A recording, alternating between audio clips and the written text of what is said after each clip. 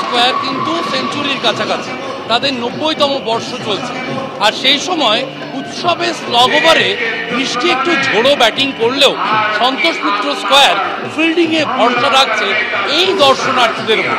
সন্দীপকে বলবো দর্শনার্থীদের ছবি দেখাতে, তারা ফিল্ডিং একদম টাইট রেখেছে, অর্থাৎ নবমী নিশীতেও মণ্ডপে কিল ধারণের জায়গা নেই, জনস্রোত বয়ে চলেছে। জলধারা যদি চলতে শুরুও করে, জনস্রোত কিন্তু থামতে রাজি নয়। বিকেলে এক ফর্সা বৃষ্টি হয়েছে, আকাশে মেঘ রয়েছে, বৃষ্টির ভ্রুকুটি রয়েছে, এই সব উপেক্ষা করে মানুষ কিন্তু হেঁটে চলেছে। তারা আমরা দেখে পাচ্ছি কোথাও তারা দাঁড়াচ্ছে না, কয়েকজন মোবাইলে একটু ভিডিও তোলার চেষ্টা করছেন, কিন্তু মানুষ হেঁটে চলেছেন। জাতীয় পতাকা নিয়ে অনেকে এসেছে। যে ছবি আমি বারবার বলছিলাম যে কলকাতার পুজোতে ধর্ম, বিশ্বাস, তা তো ছিল শিল্প, এই যে দেশপ্রেমকে নিয়ে এসেছে সন্তোষ মিত্র স্কোয়ার, জাতীয় পতাকা তার প্রমাণ। অনেকে জাতীয় পতাকা নিয়ে এসেছেন মাতৃ প্রতিমা দর্শন করতে। ফলে দেবস্মিতা, নবমীর নিশীতে যতই উৎসবের শেষ প্রহর হোক, মানুষ কিন্তু সন্তোষ মিত্র স্কোয়ারে আসছেন এবং তারা এই শেষ বেলাতেও দর্শন করতে চাইছেন মাতৃ প্রতিমা। দেবস্মিতা, বেশ, তুমি আমাদের সঙ্গে থাকো। বা শিবাশিস, বিভিন্ন জায়গার ছবি আপনাদের সামনে আমরা তুলে ধরছি। এই মুহূর্তে আপনারা সুরুচি সঙ্গের ছবি দেখছেন। সুরুচি সঙ্গতেই সরাসরি আপনাদের নিয়ে যাব। রুমা পাল আমাদের প্রতিনিধি রয়েছেন। অন্তত যে কটা মণ্ডপের ছবি এখনো পর্যন্ত দর্শকদের সামনে আমরা তুলে ধরলাম, এই যে বৃষ্টির ভ্রুকুটি বা কোথাও কোথাও কয়েক পশলা বৃষ্টি হয়ে গিয়েছে, তার সঙ্গে পুজো দেখার আনন্দ ভেস্তে যেতে পারে এই আশঙ্কার কোথাও মিল খুঁজে পাওয়া যাচ্ছে না। জনগণের যে উচ্ছ্বাস, দর্শনার্থীর যে উচ্ছ্বাস, তাতে বৃষ্টি যে কোনো বাধা তৈরি করতে পারছে না, এইটা স্পষ্ট বিভিন্ন মণ্ডপে ধরা পড়ছে। এখন সুরুচি সঙ্গের ছবিটা কিরকম, কোথাও কি একটু আলাদা? রুমা পাল আরো বিস্তারিত বলতে পারবেন। রুমা,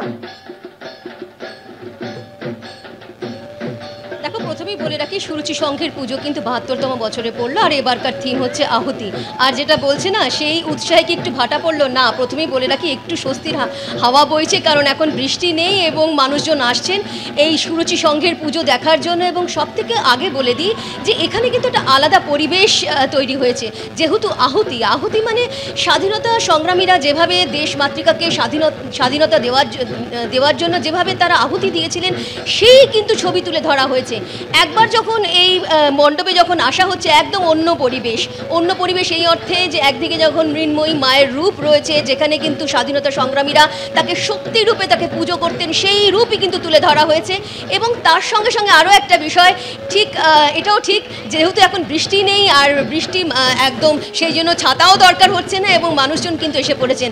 আরও একটা কথা বলে দিই, যেহেতু পুজো কিন্তু অনেক দিন আগে থেকে শুরু হয়ে গিয়েছে, সেই জন্য কিন্তু অনেকেই কিন্তু অনেক আগে দেখে নিয়েছে পুজো, এবং তারপর এখন নবমীর আর একটু বাকি রয়েছে, কাল দশমী, তার আগে কিন্তু একেবারে উপভোগ করছেন এবং উৎসাহের সঙ্গে কিন্তু এই মণ্ডপ এবং মাতৃ প্রতিমা দর্শন করছেন।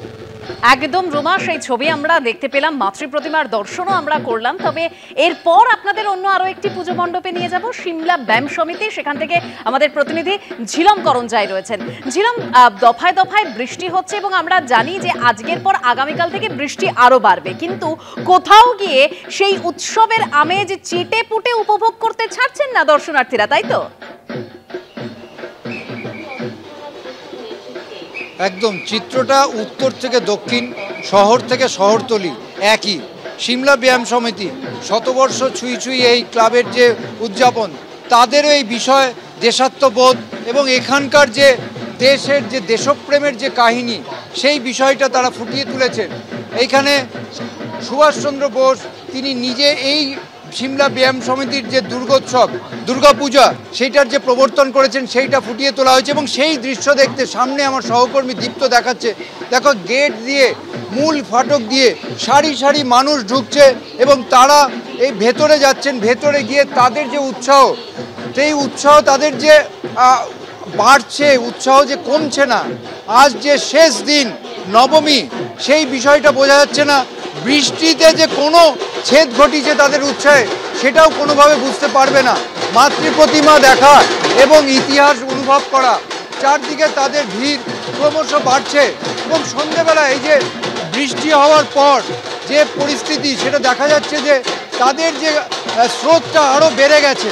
সবাই যেন শেষ মুহূর্তে এই যে বৃষ্টিকে একদম ঝিলম শেষ মুহূর্তে কিছুতেই উৎসবে ভাটা পড়তে দেওয়া যাবে না, তাই এভাবেই দর্শনার্থীরা তারা ভিড় জমাচ্ছেন পুজো মণ্ডপে। আর এইবারে আপনাদের সরাসরি নিয়ে যাব শ্রীভূমি স্পোর্টিং। আমি আবিরকে এবং দর্শকদের মনে করিয়ে দেব, যখন যেদিন অতিবৃষ্টি হলো তার পরের দিন একেবারে কোথাও কোমর সমান কোথাও হাঁটু সমান জল, সেই জল ঠেলে শ্রীভূমি মণ্ডপ দেখতে এসেছিলেন, পাশের জেলা থেকে নদিয়া থেকে দেখতে চলে এসেছিলেন, ফলে সেটা বিস্ময়ে জাগিয়েছিল আমাদের।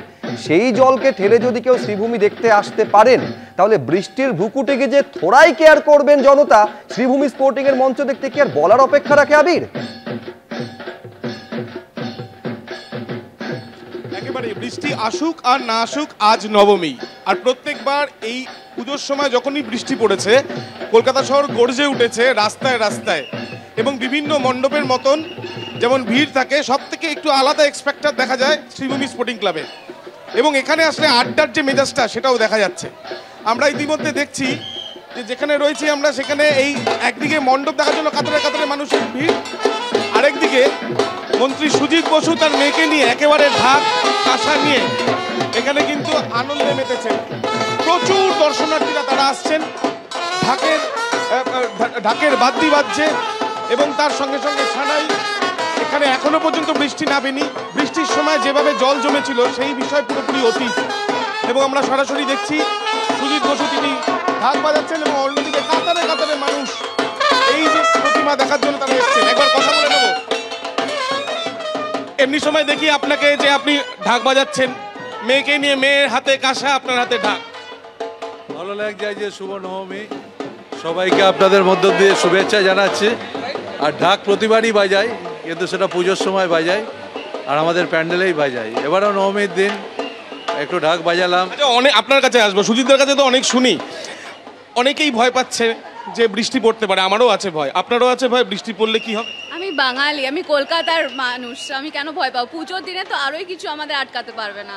মায়ের টান সবসময় সবাইকে বার করিয়ে আনবে, আর এই টাইমটাই আমাদের বেরিয়ে পুরো মানে কলকাতা এক্সাম্পল সেট। আজকে পুরোপুরি আড্ডার মেজাজ রোজই প্রত্যেক দিনই আমরা আড্ডা হয়, আমরা বন্ধু বান্ধব সারা রাত্রি জাগি, আজকেও তার ব্যতিক্রম কিছু হবে না। আর এটা ভালো লাগে, পুজোর সময় লাখ লাখ মানুষ এখানে আসছে যায়। লাখ লাখ মানুষের কথা বলছেন, একবার সরাসরি ছবিটা প্রবীর দিয়ে দেখাচ্ছে। শ্রীভূমি স্পোর্টিং ক্লাবে কাতারে কাতারে মানুষ আসছেন এবং তারা মণ্ডপ দর্শন, প্রতিমা দর্শন করছেন। সব মিলিয়ে নবমীর একেবারে যে প্যান্ডেল হপিং এর ছবিটা এখান থেকে সম্পূর্ণভাবে বোঝা যাচ্ছে। মাধুরী আমার সঙ্গে রয়েছেন এই মুহূর্তে সল্টলেক বিজে ব্লক থেকে। মাধুরী, মানে সন্ধে থেকে এবার আমরা আস্তে আস্তে রাতের দিকে যাচ্ছি, মানে সন্ধে এখন 6টা বাজে, 7টা বাজে ঠিক কথাই, কিন্তু এই সময়ের ভিড়টা, মানে সন্ধে 6টার ভিড়টা তুমি কতটা লক্ষ্য করছো? একদমই দেবস্মিতা, বিকেল বেলাতে বৃষ্টির ভ্রুকুটি ছিল, বেশ কিছু জায়গায় হালকা থেকে মাঝারি বৃষ্টিও হয়েছে। সেই কারণে তোমাকে কিছুক্ষণ আগে সেই ছবিও দেখিয়েছিলাম, ছাতা মাথায় নিয়েই মানুষ আসছে। কিন্তু এই মুহূর্তে ওয়েদার খুব ভালো, ঠান্ডা হাওয়া দিচ্ছে, বৃষ্টি পড়ছে না। আর সেই কারণে সল্টলেক বিজে ব্লকে নবমীর সন্ধে একেবারে জমজমাট ছবি দেখতেই পাচ্ছ। প্রচুর মানুষ তাড়াহুড়ো করে তারা ঠাকুর দেখছেন, ফ্রেমবন্দি করছেন সমস্ত মুহূর্তকে। আর অবশ্যই এখানকার পুজো মণ্ডপের কথা তো মানে বলাই বাহুল্য যে এত সুন্দর হয়েছে। 42তম বছরে সল্টলেক বিজে ব্লকে এবারের থিম ফিরে দেখা। সময়ের স্রোতে কালের নিয়মে যা যা কিছু আমরা হারিয়ে ফেলেছি, তা সে রানারি হোক বা সাইকেলের টায়ার নিয়ে বিকেল হলেই ছোটদের ঘুরতে বেরোনো, বা পাড়ায় পাড়ায় ভাল্লুকের খেলা হোক, বায়োস্কোপ বা ঘোড়ায় টানা গাড়ি, যে সমস্ত মানুষরা এখানে আসছেন তারা প্রত্যেকেই কিন্তু ওই স্রোতের মতো বয়ে চলে যাচ্ছেন না, বরং একটু থমকে দাঁড়াচ্ছেন আর বলছেন সত্যি তো কিরম যেন ছিল না সেই সমস্ত দিনগুলো, চোখগুলো কেমন যেন চিকচিক করে উঠছে। আর মণ্ডপের এই অংশটা পেরিয়ে যখন তারা ভিতরের দিকে ঢুকছেন, মাতৃ প্রতিমার সামনে আসছেন, তখন মনটা অবশ্যই একটু হলে তো খারাপ লাগছেই, তার কারণ আজ যে নবমী নিশি, আর মাত্র কয়েক ঘন্টা পরে ঘরের মেয়েকে মাকে বিদায় জানানোর পালা। তবু তারই আগে উৎসবের শেষ রেশটুকু একেবারে চেটেপুটে উপভোগ করা সল্টলেক বিজে ব্লকে এমনই রঙিন ছবি। দেবস্মিতা।